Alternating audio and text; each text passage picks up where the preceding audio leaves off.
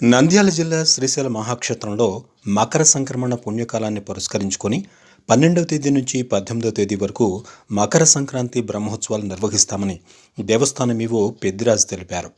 పంచాహ్నిక దీక్షతో 7 రోజుల పాటు జరిగే ఈ బ్రహ్మోత్సవాలు ఈ నెల 18వ తేదీన ముగుస్తాయని వివరించారు.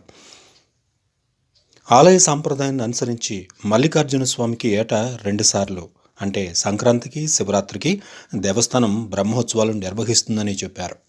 ఈ సంక్రాంతి బ్రహ్మోత్సవాల్లో భాగంగా శుక్రవారం ఉదయం 8:30 స్వామివారి యాగశాల ప్రవేశంతో సంక్రాంతి బ్రహ్మోత్సవాలకు శ్రీకారం చుట్టారు.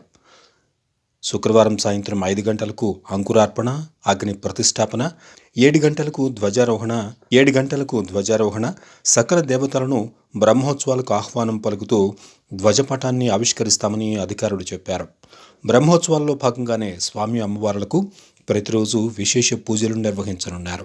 బ్రహ్మోత్సవాలు ప్రారంభమైన 2వ రోజు అంటే ఈ నెల 13 నుంచి స్వామి అమ్మవార్లకు ప్రతిరోజు సాయంత్రం విశేష పూజలు, వాహన సేవలు నిర్వహిస్తామని, ఈ నెల 15వ తేదీన మకర సంక్రాంతిని పురస్కరించుకొని స్వామి అమ్మవారికి బ్రహ్మోత్సవ కళ్యాణం, అలాగే మకర సంక్రాంతి బ్రహ్మోత్సవాల్లో భాగంగా చిన్నపిల్లలకు భోగిపళ్ళు, మహిళలకు ముగ్గుల పోటీలు నిర్వహిస్తున్నట్లుగాను చెప్పారు.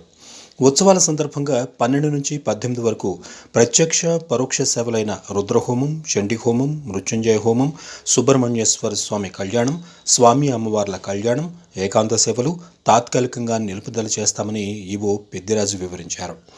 శ్రీశైలంలో 12 నుంచి 18 వరకు మకర సంక్రాంతి బ్రహ్మోత్సవాలు.